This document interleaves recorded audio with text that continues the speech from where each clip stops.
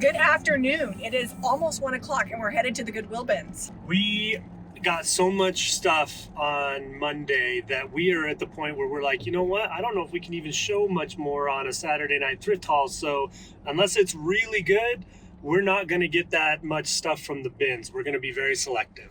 And it's worth noting, we have sold no book stacks. So we'll wait. None of them. Really? No, not out of the 5. And I think they're all really good. So I think we're gonna stay away from book stacks unless they start selling, because you gotta be smart about what you buy. I am gonna be looking for linens if I can find them, because I think I only found 1 duvet cover and 2 pillow shams. So we could use some more linens. Those are always big sellers. Purses, didn't find those, but like decor items, we definitely nailed that in our first thrifting trip of the week. So let's see what we can find. So they're taking out all of those. So we're coming over here. I didn't want to get stuck on that one side. I want to go through these bins while we wait. I'm going to avoid the books and come straight over here. So that's metal. Looks like it takes a battery, but it's not plastic. So I think I'm going to grab it. Oh, no, the face is plastic and super scratched. Pass on that. What kitchen utensil is this? It looks like it's for squeezing like a juicer or something. I'm going to grab that. It's aluminum. They're doing a change out over on the other side, so I am going to go through these books, because usually after they do a linens or clothes change out, they will swap a book or 2 out. And I want to just make sure there's nothing like good or antique in here that I'm missing out on. All right, so this is like a regular book, right? It's the Master Book of Fish. It's got 1,000 recipes for fish in here. I'm going to get that. All right, so I'm going through these side bins. I don't know if I chose right coming over here, because there might have been better stuff back there. And I'm stuck here till they're done. So I'm going to be digging through, seeing if there's anything that I need. I'm hoping I find some linens over here, because they're going to replace all those. It is freezing cold in here today. I'm wearing a sweatshirt, but I'm kind of wishing I got my jacket. This looks kind of cute. I'll check it and see if there's any big stains. All right, overall, this looks to be pretty good. It's probably full or queen, I can't tell. But the colors are really fun. It does look like it's probably machina, but there's some hand stitching. I don't know if it's mass produced or not. I'll look for a tag. It's pretty neat, but there is a bunch of hand stitching. Let's go. Let's see what they got.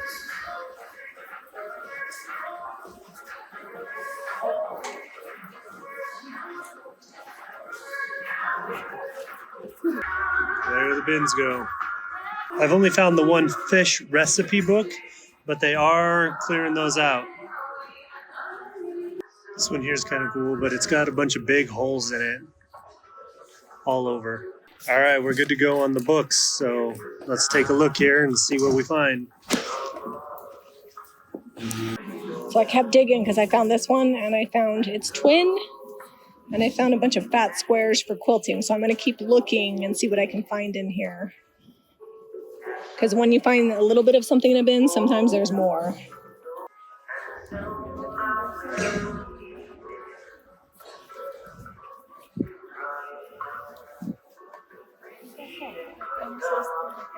It's like a bed skirt. All right, I can see way over there. There's something I want, so I'm going to go find it. That's cute. I'm always going to get a cookbook, and this one here, this Better Homes and Gardens, is in pretty good shape. All right, there was a frenzy. I didn't get a chance to film it, but this rocking horse just needs a tail, and pretty fun. Someone hand-carved that mane and stuff on there. Oh man, this is an older one, and it's super clean. A lot of times cookbooks are greasy and dirty. I don't know that this one really got cooked with much, if at all. Or they were very careful to keep it a long ways away from the ingredients and the mixing bowl. So 1953 version. I'm starting to think that this might be a newer reprint of the old pages. They don't seem old. Either way, I'm excited to find it. That's good. That's another one. There's its match. Oh, there's lots of good stuff here. I'm just gonna keep digging.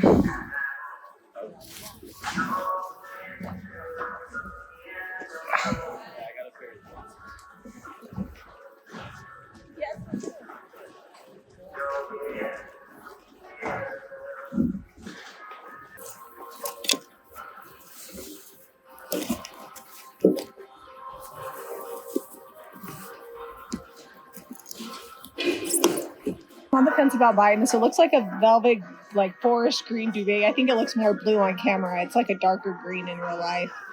But I think it would be really pretty for winter.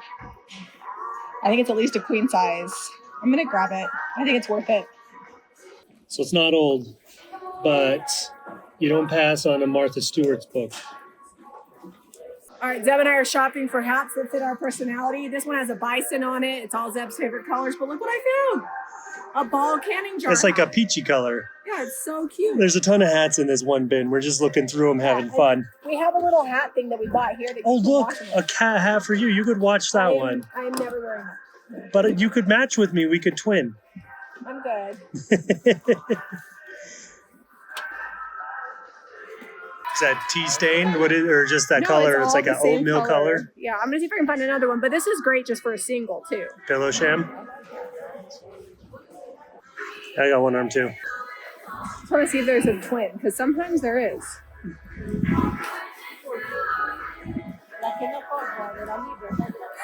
Are those anything or just white? That's like a sheet. Well, we tried. We didn't get a cart today, so I'm carrying all this. I don't know if you can see it. And Zeb's carrying all that.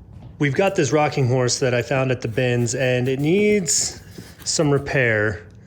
It's a little wobbly, so I'm gonna do some quick repairs, glue this in.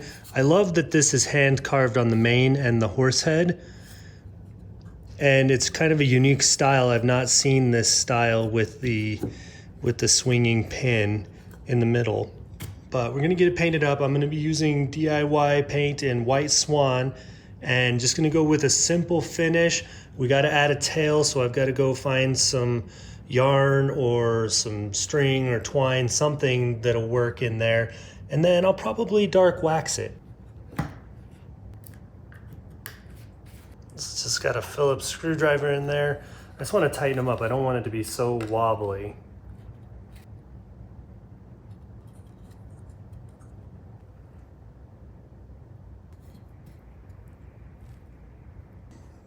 All the repairs are done. Let's get a coat of paint on this.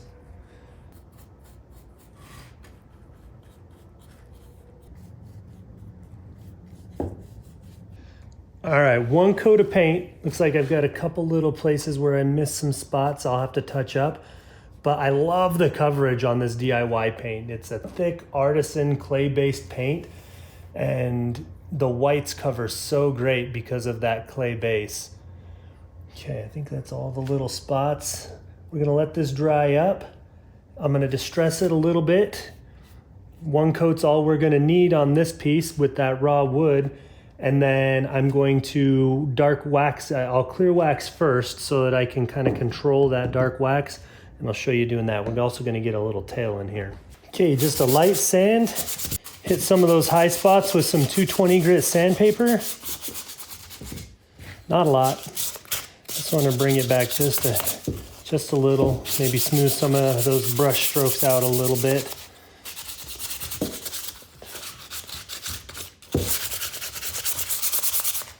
And now clear wax. The reason for the clear wax before we go dark wax, because if I dark wax this porous clay paint before it's got any other kind of sealer on there to fill those pores, that dark wax will make this really dark and be hard to get off. So just a quick clear wax. We're not even gonna wait for it to dry, and then we'll go back with the dark wax, give it a little age, and wipe the rest of that off once we've got it dark waxed. Okay, now time for the dark wax. Once we get this all done, I'll get that tail put on there. Okay, now to just pull that wax off. If there's more dark wax than I want on here, we will come back through with the clear wax and use it like an eraser. It'll pull back some. Just know that it's not gonna completely take it all off.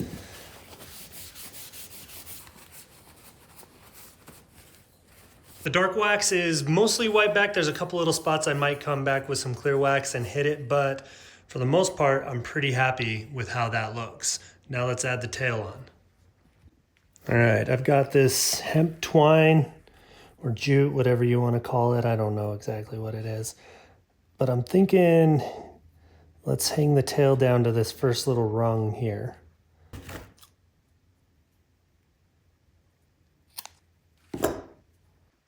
All right, let's see if I can get all of this to go in there. Ooh, that's a lot of glue.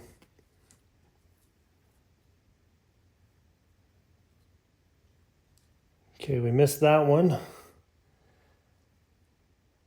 like we've got some bonus threads there. Everything else looks like it stayed, so I missed 2.